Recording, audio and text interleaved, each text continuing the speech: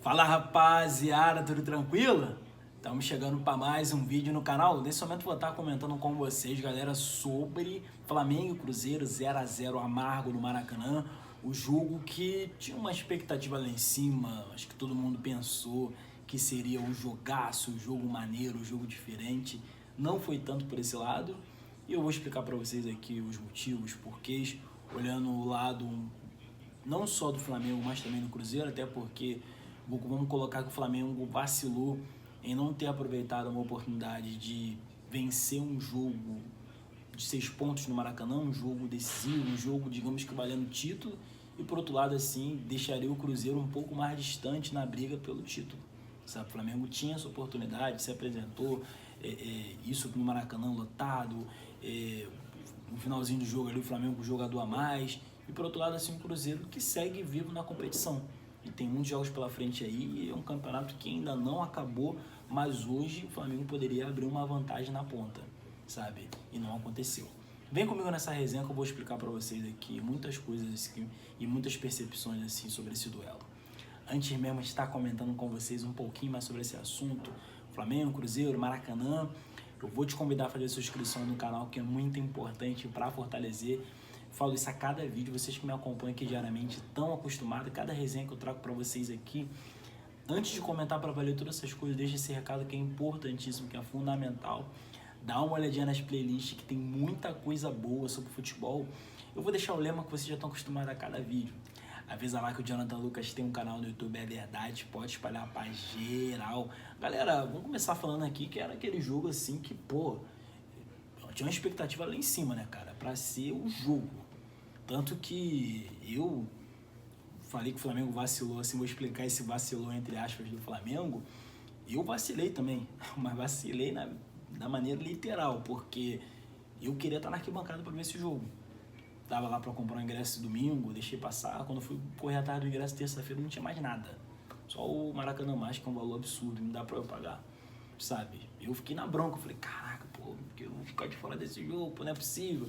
Saí, fiz um trabalho na Barra da Tijuca, pô, e aí passando ali pela Jardim Oceânico, o metrô que dá acesso, é caminho pro Maracanã, né? Caraca, pô, pegar o metrô 6h30 da noite, metrô lotado de flamenguista, eu fiquei maluco porque eu ia estar de fora, falei, não é possível, cara.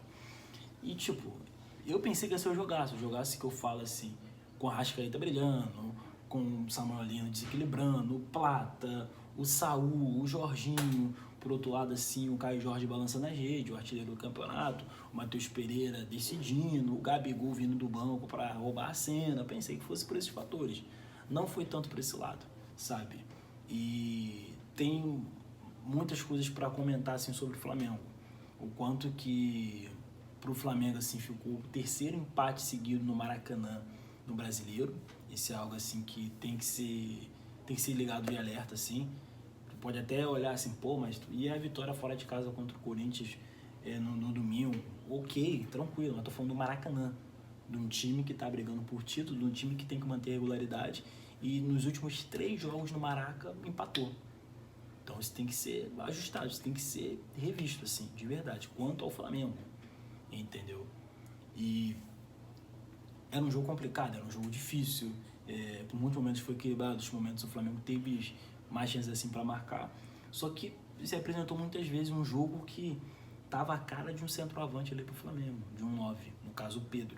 E aí chega naquela parte que você não consegue entender do porquê o Pedro não ser utilizado. Ou vamos colocar assim, o Pedro parece ser o cara que, parece, não vou dizer o elo fraco, mas o cara que tem a menor margem de erro no time. Então vamos botar assim, o time todo erra. O Pedro faz 2, 3 jogos abaixo, já é banco, sabe? É tipo isso. Então outros jogadores assim podem render abaixo assim, uma sequência, como o Samuel Lino, que não tem entregado tanto, e continua no time titular. O Pedro bate 2, 3 jogos abaixo, ele não tá bem e vai pro banco, sabe? E é aquela, né? Ele não vai pro banco para ser substituído por um atacante de origem, ele vai pro banco para ser substituído por alguém improvisado ali na frente. Esse que é brabo de você compreender, cara, de verdade. E aí chega num jogo decisivo, você precisa de um centroavante do 9, no jogo do Flamengo que tava pedindo um 9 ali, não tinha um Pedro.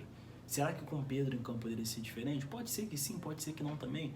Mas é complicado entender as escolhas, de verdade. É complicado às vezes entender o que passa na cabeça do Filipe Luís. Porque como é que você deixa seu principal atacante do elenco, principal atacante assim do país, camisa 9, boa parte do jogo grande no banco de reservas, sendo que o teu time tá precisando de gol, sabe? Não consigo entender, de verdade. Então, acho que tem essa parte para ser ajustada quanto ao Pedro, porque é um Flamengo que tem caído de rendimento, eu já falei isso, não vou falar, isso aqui não vai se encaixar só porque ganhou o jogo, falei isso em tantos jogos, que é um Flamengo que não tem rendido o seu melhor, o Samuel Lino deu uma caída, o Plata é inconstante, o Saul também deu uma caída, o próprio Jorginho nesse retorno também não tem sido aquele Jorginho, o sistema defensivo, o Léo Ortiz, que era que é um monstro, que é um craque, só que deu uma caída também. Então, é um Flamengo que recentemente assim não tem rendido o seu melhor, sabe? Eu acho que pós aquela goleada lá contra o Vitória, aquele jogo memorável que eu tava na arquibancada, eu trouxe o vídeo para vocês aqui, é um Flamengo que deu uma caída. Claro que no meio disso tudo apareceu os resultados, o Flamengo teve muitos jogos que demonstrou força, garra, disposição para ganhar na marra, ok, mas tem uma queda considerável aí que tem que ser ajustado, mano, de verdade. Isso não é normal, não. E estamos falando de um time que tem que jogar sempre em alto nível para vencer muitos jogos, para conquistar, para vencer a meta do Flamengo, sabe? E tem essa questão do Pedro, assim, que me achei muito estranho na partida.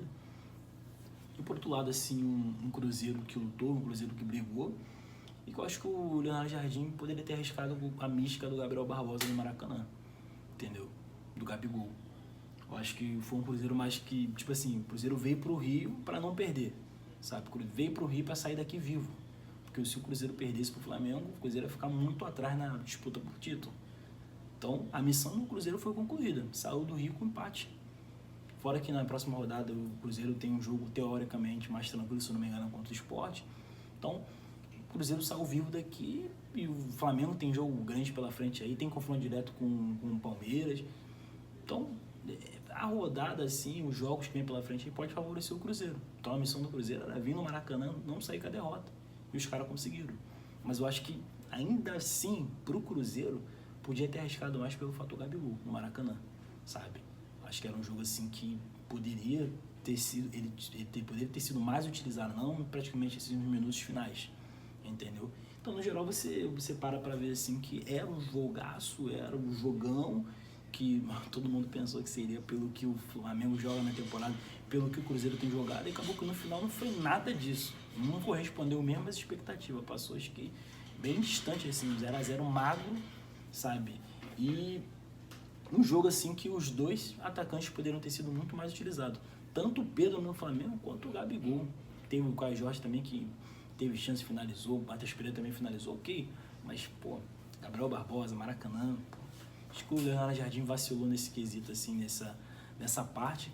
Acho que, no geral, assim, o Flamengo segue com a liderança, agora com muito mais risco, pelos jogos que vem pela frente aí. O Flamengo tem jogo difícil, tem clássico contra Botafogo, tem jogo contra Palmeiras, que eu falando direto.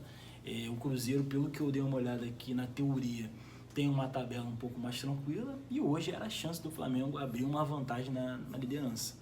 Vai entender o que é esse campeonato. Quando você acha que um time pode abrir 6 pontos na frente, o time vai lá e tropeça, sabe? É impressionante, parece que é de propósito. O jogo, tipo assim, cara, tem que ganhar esse jogo para abrir 4 pontos na frente, 6 pontos na frente, os caras vão lá e vacilam. Foi o Flamengo hoje, entendeu?